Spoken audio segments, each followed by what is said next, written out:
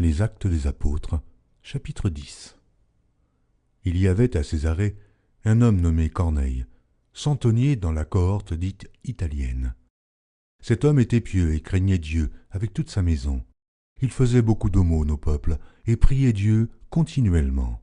Vers la 9e heure du jour, il vit clairement dans une vision un ange de Dieu qui entra chez lui et qui lui dit « Corneille !» Les regards fixés sur lui et saisi d'effroi, il répondit « Qu'est-ce, Seigneur ?» Et l'ange lui dit « Tes prières et tes aumônes sont montées devant Dieu, et il s'en est souvenu.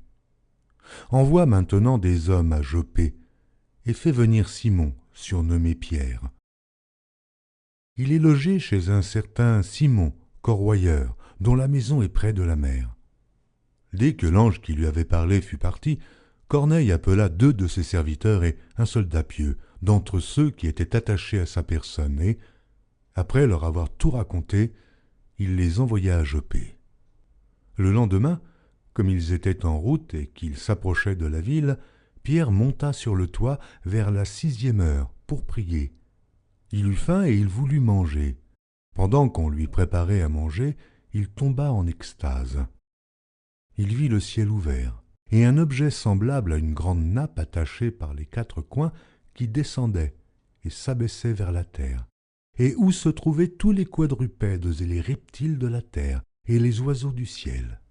Et une voix lui dit « Lève-toi, Pierre, tue et mange. » Mais Pierre dit « Non, Seigneur, car je n'ai jamais rien mangé de souillé ni d'impur. » Et pour la seconde fois, la voix se fit encore entendre à lui. « Ce que Dieu a déclaré pur, ne le regarde pas comme souillé. » Cela arriva jusqu'à 3 fois, et aussitôt après, l'objet fut retiré dans le ciel. Tandis que Pierre ne savait en lui-même que penser du sens de la vision qu'il avait eue, voici, les hommes envoyés par Corneille, s'étant informés de la maison de Simon, se présentèrent à la porte et demandèrent à haute voix si c'était là que logeait Simon, surnommé Pierre. Et comme Pierre était à réfléchir sur la vision, l'Esprit lui dit « Voici, 3 hommes te demandent, lève-toi, descends, et pars avec eux sans hésiter, car c'est moi qui les ai envoyés. » Pierre donc descendit, et il dit à ces hommes « Voici, je suis celui que vous cherchez. Quel est le motif qui vous amène ?» Ils répondirent « Corneille, centenier, homme juste et craignant Dieu, et de qui toute la nation des Juifs rend un bon témoignage, a été divinement averti par un saint ange de te faire venir dans sa maison et d'entendre tes paroles. » Pierre donc les fit entrer et les logea. Le lendemain, il se leva et partit avec eux. Quelques-uns des frères de Joppé l'accompagnèrent. Ils arrivèrent à Césarée le jour suivant. Corneille les attendait et avait invité ses parents et ses amis intimes.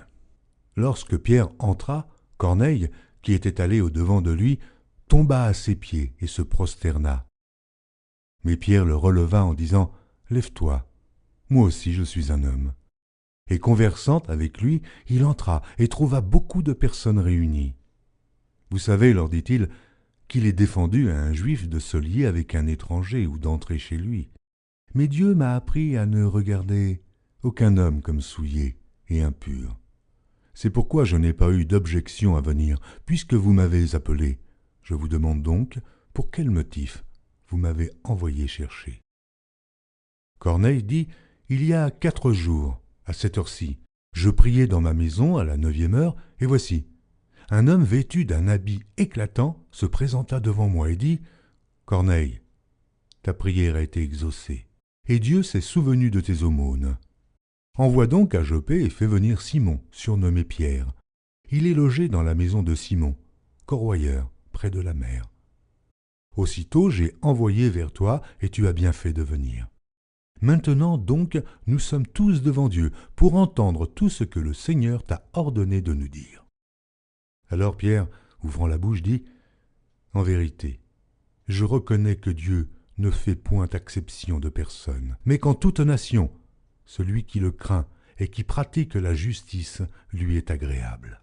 Il a envoyé la parole aux fils d'Israël en leur annonçant la paix par Jésus-Christ, qui est le Seigneur de tous. Vous savez ce qui est arrivé dans toute la Judée, Après avoir commencé en Galilée, à la suite du baptême que Jean a prêché, vous savez comment Dieu a oint du Saint-Esprit et de force Jésus de Nazareth, qui allait de lieu en lieu, faisant du bien et guérissant tous ceux qui étaient sous l'empire du diable, car Dieu était avec lui. Nous sommes témoins de tout ce qu'il a fait dans le pays des Juifs et à Jérusalem. Ils l'ont tué, en le pendant au bois. Dieu l'a ressuscité le troisième jour, et il a permis qu'il apparût, non à tout le peuple, mais aux témoins choisis d'avance par Dieu, à nous qui avons mangé et bu avec lui après qu'il fut ressuscité des morts. Et Jésus nous a ordonné de prêcher au peuple et d'attester que c'est lui qui a été établi par Dieu, juge des vivants et des morts. Tous les prophètes rendent de lui le témoignage que quiconque croit en lui reçoit par son nom le pardon des péchés. Comme Pierre prononçait encore ces mots, le Saint-Esprit descendit sur tous ceux qui écoutaient la parole. Tous les fidèles circoncis qui étaient venus avec Pierre furent étonnés de ce que le don du Saint-Esprit était aussi répandu sur les païens, car ils les entendaient parler en langue et glorifier Dieu. Alors Pierre dit : « Peut-on refuser l'eau du baptême à ceux qui ont reçu le Saint-Esprit aussi bien que nous ?» Et il ordonna qu'ils fussent baptisés au nom du Seigneur, sur quoi ils le prièrent de rester quelques jours auprès d'eux.